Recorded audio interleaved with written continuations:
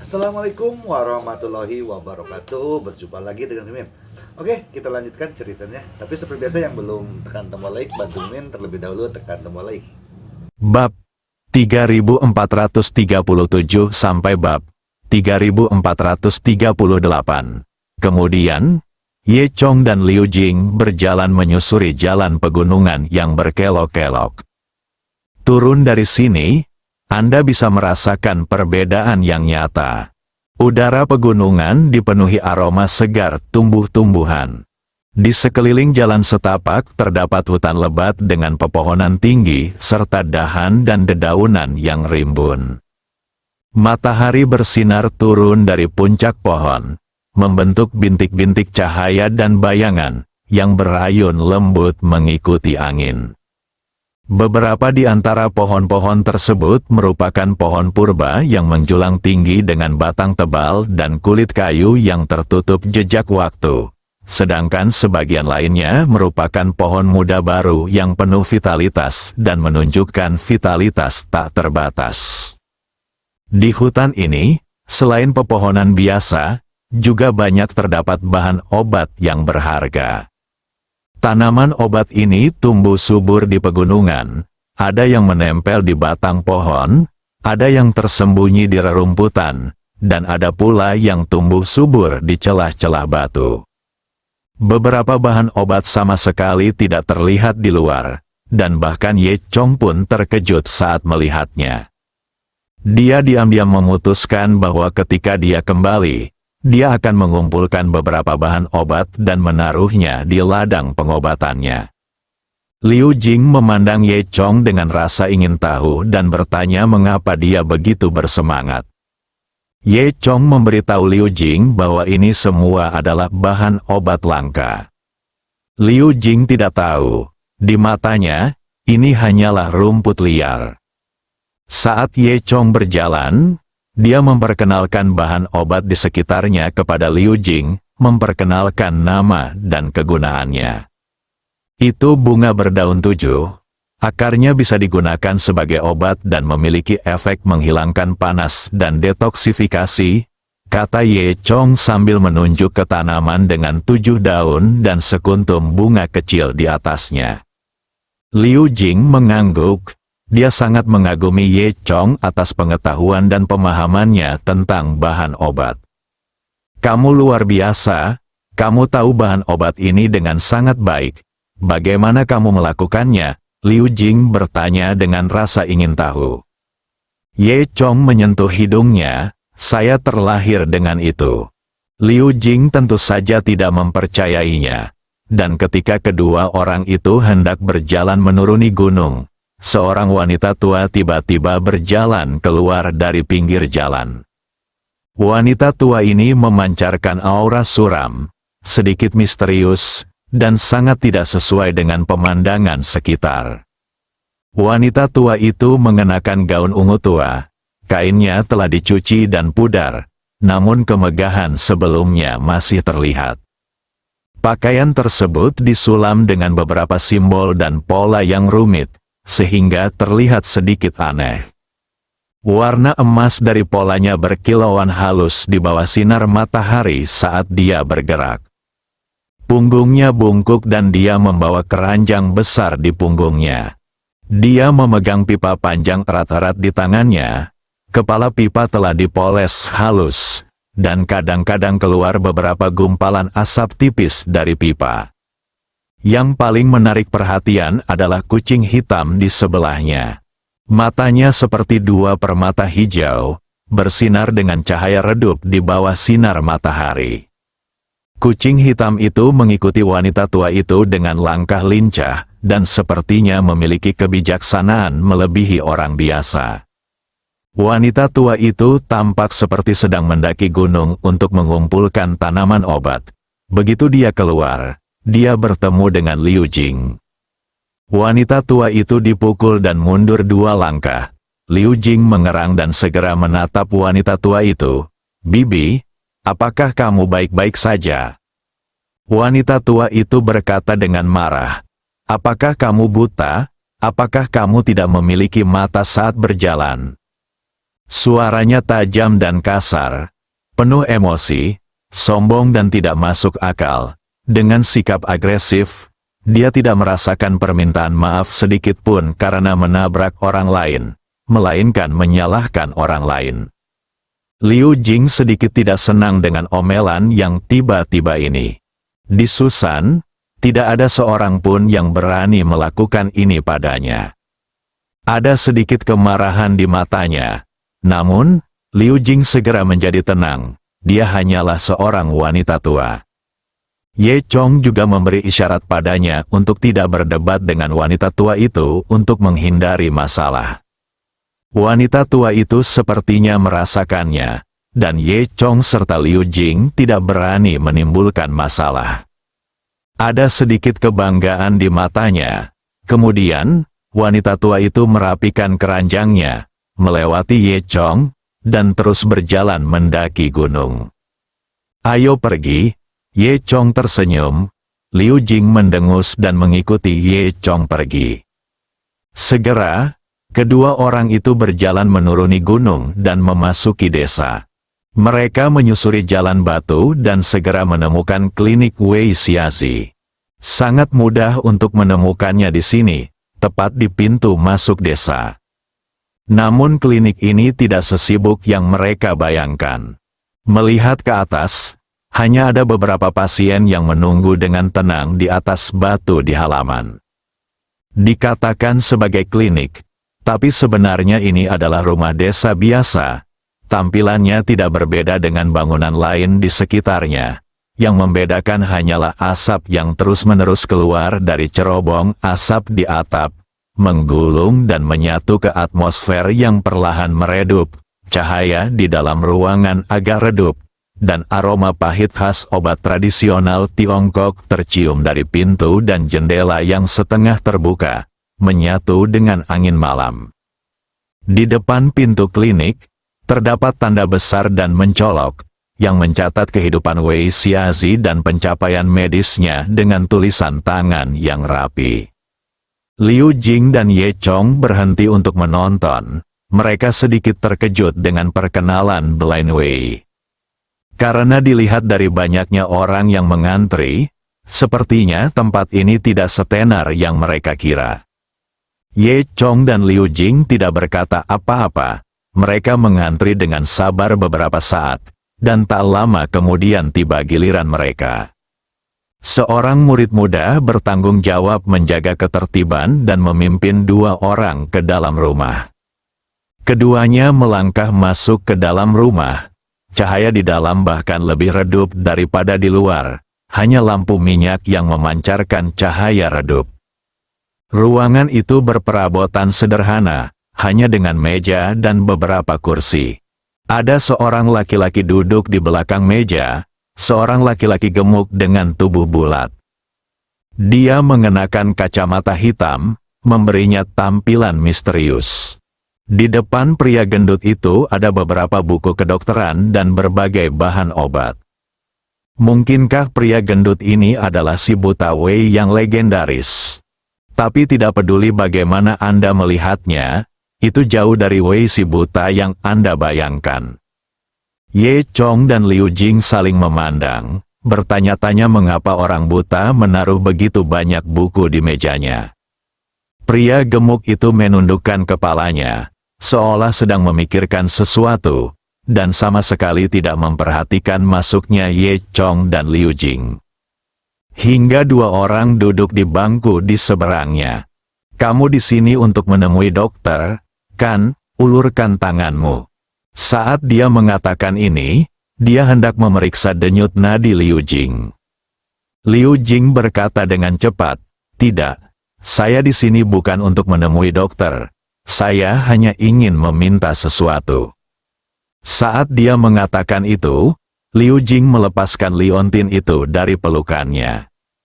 Karena pihak lain buta, Liu Jing tidak terlalu memperhatikan. Dia membuka pakaiannya dan mengeluarkan liontin di lehernya. Ketika Liu Jing membuka pakaiannya, Ye Chong memperhatikan pria gendut itu dan jelas terlihat bersemangat. "Lihat liontin ini, apakah kamu tahu asal-usulnya?" Pria gendut itu terbatuk, lalu berkata, Liontin ini benar-benar batu giok yang bagus, dan bentuknya juga aneh. Sepertinya ada energi spiritual yang mengambang di atasnya. Ketika Liu Jing mendengar pria gendut itu mengatakan ini, dia segera menjadi bersemangat. Memang benar orang tidak bisa dinilai dari penampilannya. Tidak, maksudku kamu benar-benar dewa. Kamu bisa mengetahui bahan dan bentuk batu giok ini tanpa menyentuhnya. Sepertinya kamu harus tahu asal-muasal batu giok ini, Liu Jing berkata dengan penuh semangat. Ye Chong tidak bisa tidak mengagumi. Itu benar, saya jelas buta. Tapi saya bisa merasakan karakteristik batu giok ini bahkan tanpa menyentuhnya. Saya bahkan tidak bisa melakukan itu. Pada saat ini, pria gemuk itu mendengus dan memakai kacamata hitamnya. Dia melepasnya dan menatap dengan dua mata besar. Siapa bilang aku buta? Ye Chong dan Liu Jing tercengang saat melihat pria gemuk itu melepas kacamata hitamnya dan memperlihatkan sepasang mata yang malang. Apakah kamu tidak buta? Liu Jing bertanya. Pria gendut itu tidak senang. Kapan aku bilang aku buta? Ye Chong dan Liu Jing saling memandang, penuh keraguan di hati mereka. Ye Chong mau tidak mau bertanya, bukankah kamu Blind Wei? Pria gendut itu memutar matanya dan berkata dengan bangga, siapa bilang aku Blind Wei? Aku muridnya, yang dikenal sebagai Fat Blind. Jing menahannya, dia tidak bisa menahan tawa, tetapi dia segera berhenti dan bertanya, bukankah ini klinik si orang buta Wei? Mengapa si buta Wei tidak ada di sini? Pria gendut itu mengangkat bahu, tampak acuh tak acuh. Tuan telah berhenti mengunjungi klinik sejak lama, dan sekarang akulah yang keluar, dan kamu datang kepadaku dengan cara yang sama. Ye Chong dan Liu Jing tersenyum, dan kemudian mereka menyadari mengapa orang di klinik tidak sebanyak itu. Mereka bayangkan. Tampaknya mencari si buta Wei benar-benar berbeda dengan mencari si buta si gendut. Ye Chong bertanya, di mana Blind Wei? Bisakah kita melihatnya? Pria gendut itu tidak menjawab, dan senyuman licik muncul di sudut mulutnya. Lalu dia memberi isyarat menghitung uang. Ye Chong merasa geli dan mengeluarkan 100 yuan dan menyerahkannya. Pria gendut itu menerima uang itu dengan puas dan berkata, tidak ada yang tahu di mana Blind Wei berada. Apakah kamu bercanda? Ketika Liu Jing mendengar ini, alisnya terangkat karena marah. Dia menamparkan meja dengan tangannya yang halus, menghancurkan sudut meja menjadi beberapa bagian.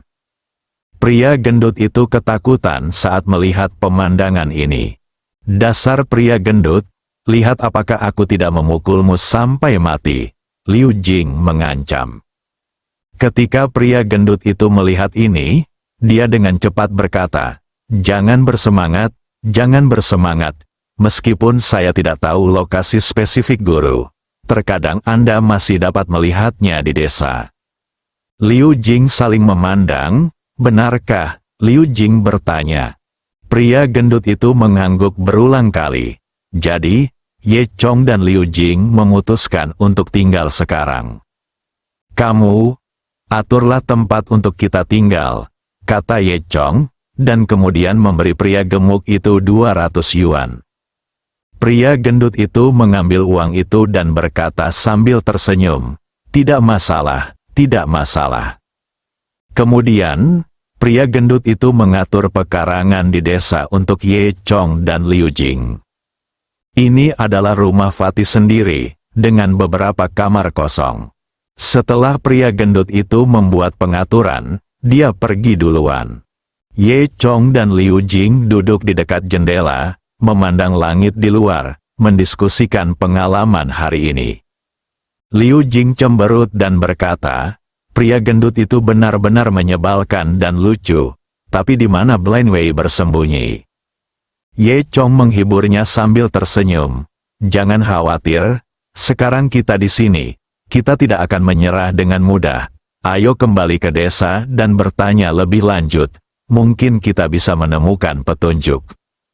Liu Jing mengangguk. Sore harinya, kedua orang itu meninggalkan rumah dan berkeliling desa. Tidak banyak penduduk di desa ini, seperti desa Liu Jia. Kebanyakan dari mereka adalah orang tua. Ye Chong dan Liu Jing berada di desa, menanyakan kabar tentang Blind Wei. Adapun orang-orang di desa, beberapa menggelengkan kepala dan tidak tahu, dan beberapa secara misterius mengatakan mereka telah melihat Blind Wei, tetapi mereka tidak dapat menjelaskan alasannya. Saat keduanya hendak berjalan melewati desa, mereka melihat seorang wanita tua di bawah pohon besar di ujung desa. Wanita tua itu terlihat sangat tua, tapi dia energi dan memiliki cahaya licik di matanya. Liu Jing melangkah maju dan bertanya, "Ibu mertua, apakah kamu tahu di mana Blind Wei berada?"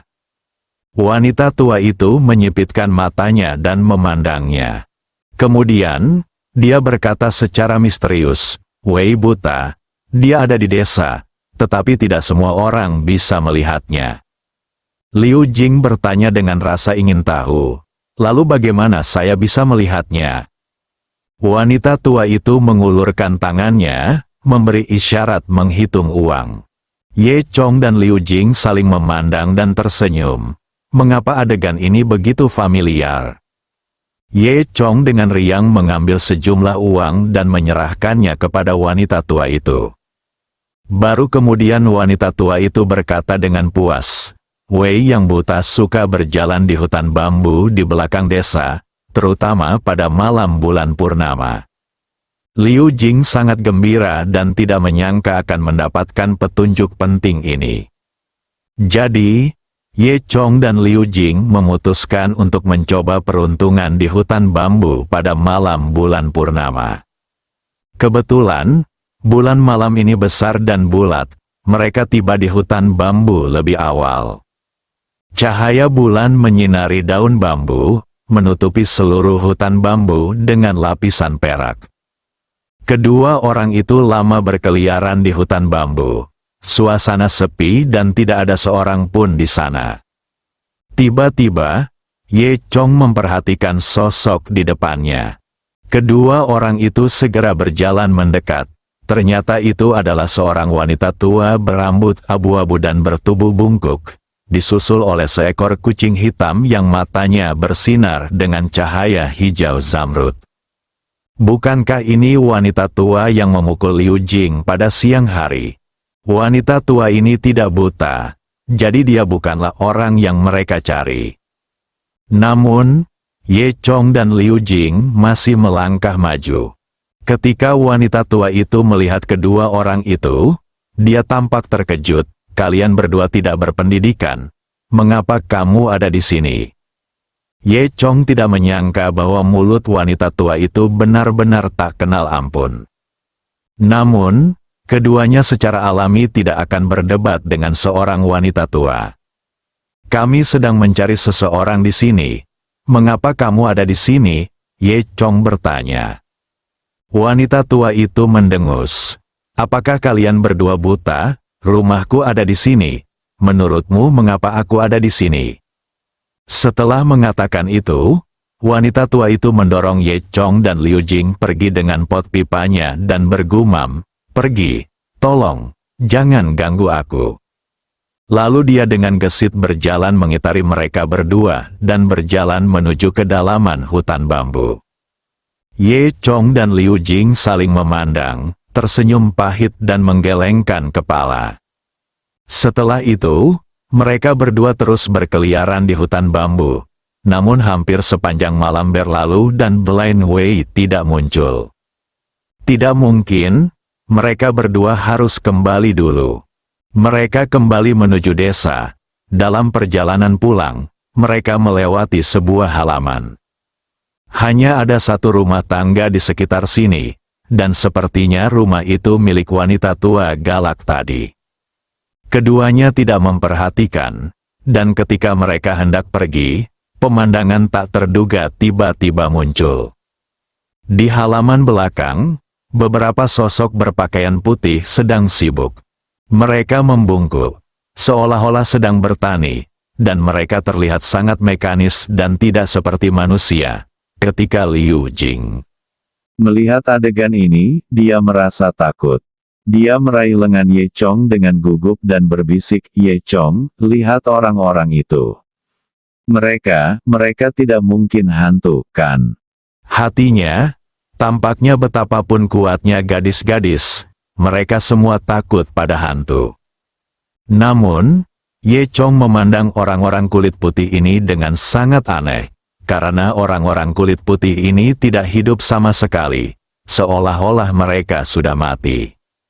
"Ayo pergi, wanita tua ini pasti aneh, tapi selama dia tidak memprovokasi kita tidak perlu memperhatikannya," kata Ye Chong.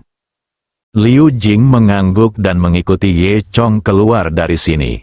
Saat mereka berdua kembali ke rumah Fatih sudah kembali dan sedang duduk di halaman mengobrol dengan ibunya. Alhasil, saat keduanya melihat ibu gendut itu, mereka tercengang. Bukankah ini wanita tua yang meminta uang kepada mereka? Ye Chong dan Liu Jing sama-sama tercengang. Mereka harus mengatakan bahwa mereka benar-benar ibu dan anak. "Bagaimana kabarmu? Apakah kamu sudah menemukan Blind Wei?" kata wanita tua itu sambil tersenyum. Bersambung,